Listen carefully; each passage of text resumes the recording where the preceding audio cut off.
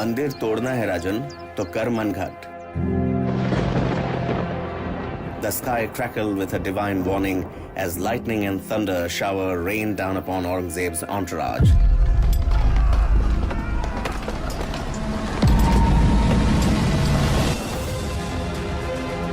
Their destination, the famed Hanuman temple, today called Karman Ghat. Named after the heavenly proclamation that halted Aurangzeb's designs to demolish yet another center of Hindu devotion, this temple is located in Hyderabad, Telangana.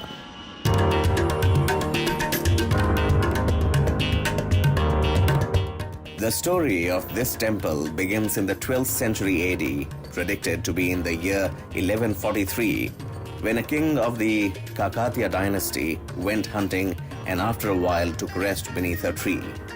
To his astonishment, a clear hum of Ram Nam, the Lord's name, could be heard, and after some inspection, he discovered a stone idol of Hanuman. Aurangzeb కాలంలో హిందూ మతోన్మాదమైనటువంటి ఆ యొక్క తురుష్కుడు ఎన్నో ఆలయాలను ధ్వంసం చేస్తూ ఈ యొక్క ఆలయానికి కూడా వచ్చినటువంటి వాడు అయినాడు. అప్పుడు ఈ యొక్క ఆలయంలో ఉన్నటువంటి స్వయంవారు ఉన్నాడు కదా రాజుతో, హే రాజా మందిర్ తోనా హేతో పైలే తుమ్ కరో మన్ ఘటు, ఆలయాన్ని ధ్వంసం చేయాలనుకుంటే నీవు మనస్సును గట్టిపరచుకో, కర్ Mann ఘటు.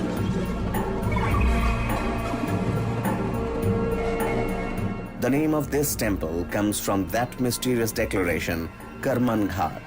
If you want to break down the temple, O king, harden your heart. It is said that Aurangzeb shook where he stood, dropped his weapon, and trembled with fear. Today, devotees remember this story not just as that of resilience, but also victory of living gods protecting their stone counterparts.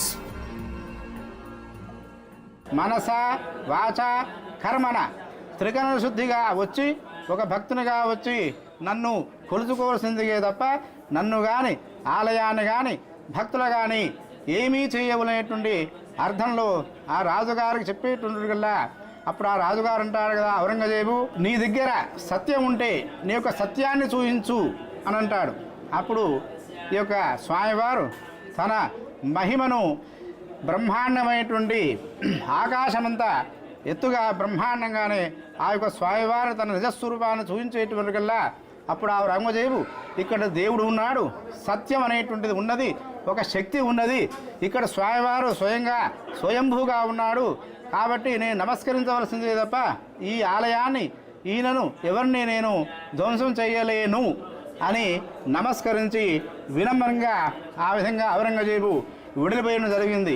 ఆ సందర్భంలో స్వామివారు అన్నటువంటి పలుకులు ఏదైతే 3 శబ్దాలు ఉన్నాయో, కర్ మన్ ఘట్ అనేటువంటి శబ్దాలు 3 కూడా సంధిలో కలిసి కర్మన్ ఘాట్ అనేటువంటి నామకరణము ప్రసిద్ధి చెందింది.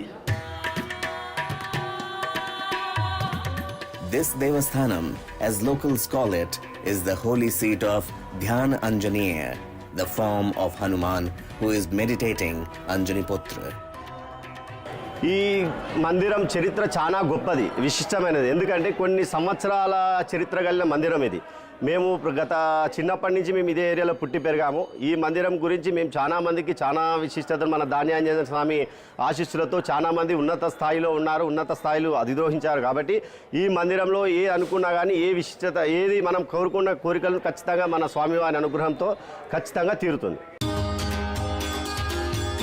Housing other deities like Ram, Shiv, Saraswati, Durga, Santoshi Mata, Venugopal and Jagannath in the bustling heart of Telangana, that is this time tested city. Karman Ghat is quite yet a vibrant corner that echoes with the jubilant temple bells of Dharma. Modiji లాంటి మహానుభావుడు ఇంకా చాలామంది ముందుకు రావాలి. ఆయన is legend. ఎందుకంటే అలాంటి వ్యక్తి ఉన్నందుకు ఇలా రామ మందిరం అనేది మనకు ఒక ప్రతిష్టాత్మకమైన మందిరము. ఇది ప్రపంచంలో అతిపెద్ద సుందరమైన మందిరం మనకు అందుబాటులోకి వస్తుంది. ఇది మనం చేసుకున్న పుణ్యము మనం చూడగలుగుతాం. ఇది అసలు నిజంగా దేశ ప్రజల యొక్క అభీష్టం మేరకే తాను నడుచుకుంటున్నానే మా యొక్క అభిప్రాయం. దానిలో భాగంగానే మన భారత ప్రధాని అయినటువంటి మోడీ గారు వారి మంత్రివర్గం కానీ అంతకుముందు ఉన్నటువంటి మంత్రులు కానీ ప్రతి ఒక్కరు కూడా రామ మందిర నిర్మాణంలో తమ వంతు ప్రజల అభీష్టం మేరకే ఈ కార్యక్రమం జరుగుతుందని భావిస్తున్నారు. యాక్చువల్లీ మన సెక్యులర్ కంట్రీ కాబట్టి దేశంలో ఇండియాలో హిందువులు ఎక్కువ ఉన్నారు కాబట్టి రాముడు గొప్పవాడు.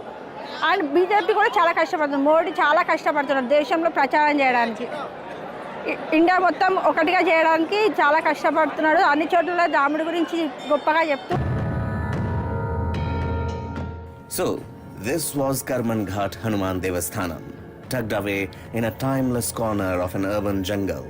Today, when we seemingly feel like old faith is faltering, we see that hope eventually reasserts itself at this cornerstone of the faith of people, a monument to the resilience of Dharma.